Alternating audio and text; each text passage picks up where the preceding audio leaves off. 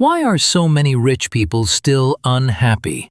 At first, it sounds strange, because if money solves so many problems, shouldn't more money automatically mean more happiness? But the truth is, money can remove stress. Money can give you options. Money can buy time, comfort, and freedom. But money alone does not tell you what to do with your life. And that is where many people get lost. Before we talk about money, we need to define happiness.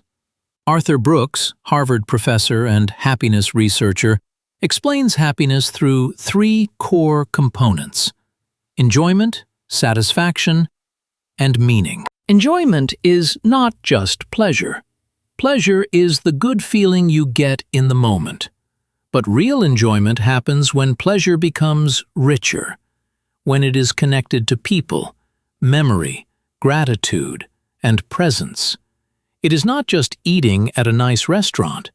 It is sharing that dinner with someone you love and remembering it years later. Satisfaction is the feeling of progress. It is the reward of achieving something meaningful, especially when it required effort. But satisfaction is tricky because humans adapt very quickly. The bigger house, the nicer car, the higher net worth, they feel exciting for a while, but then they become normal. That is why satisfaction is not just about getting more. It is also about wanting wisely. And meaning is the deepest part of happiness. But meaning is not just finding your passion.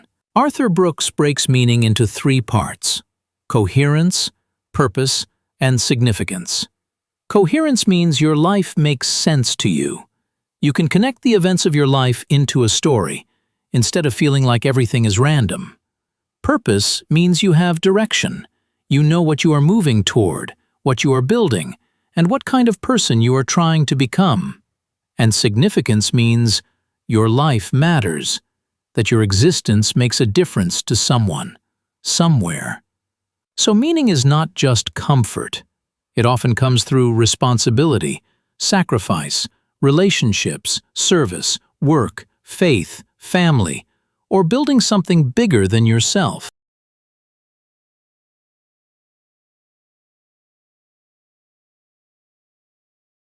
This is why being rich does not automatically give you purpose. You can have the house, the car, the investments, the freedom, and still feel empty. Because net worth is easy to measure. You can track it, you can compare it, you can put it on a spreadsheet. But the things that truly shape happiness are harder to measure. The quality of your relationships, your health, your sense of purpose, your peace of mind, your ability to enjoy what you already have. Those things are less tangible, but they matter just as much, sometimes more. A lot of people work for decades to build wealth, but when they finally have money, they do not know how to enjoy it. They feel guilty spending it. They are afraid of losing it. Or they spend it on things that look impressive, but do not actually make their life better.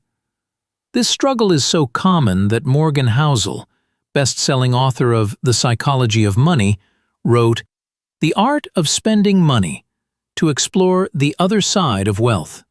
Not just how to earn, save, or invest money, but how to actually use it to live a richer life. Because having money is one skill, using money well is another." It is easy to build your life around money, because money gives you a clear score. You can measure your net worth. You can compare your income. You can track your investments. You can see the house, the car, the status.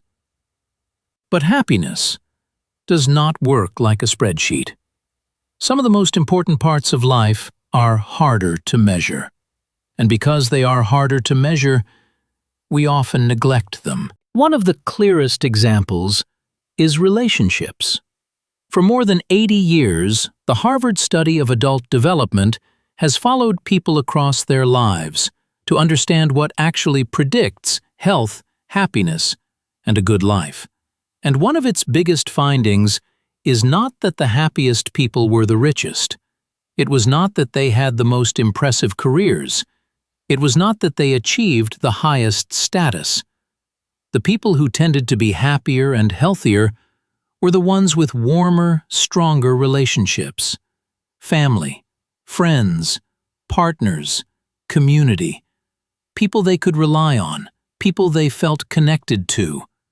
Robert Waldinger, the director of the study, has said that taking care of your relationships is a form of self-care, and that changes how we should think about life planning. Because when was the last time you truly prioritized your family and friends? Not just texted them, not just saw them when it was convenient, but actually designed your life around having more meaningful time with them. Have you really planned how to cultivate long-lasting, meaningful relationships with them? When have you made decisions about where to live based on the lifestyle and relationships you actually want? Because a beautiful house does not mean much if it isolates you. A successful career can feel empty if it costs you the people you love. And financial freedom is not really freedom if you have nobody to. Health is another dimension. When was the last time you prioritized your body, your energy, your sleep, your mental health? Not just so you can live longer, but so you can live better. Maybe learning matters to you. Maybe growth matters to you. Maybe creativity matters to you. Maybe building something meaningful matters to you. The point is, life is not one-dimensional.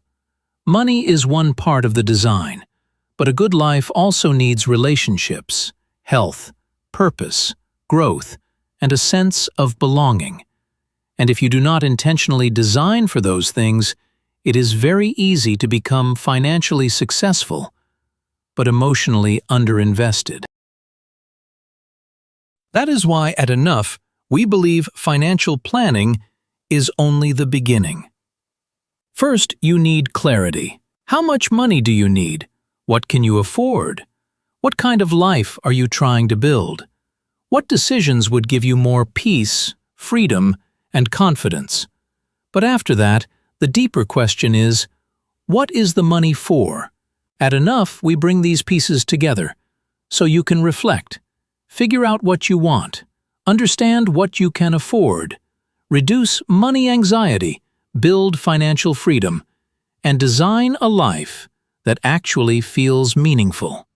Because the goal is not just to become rich.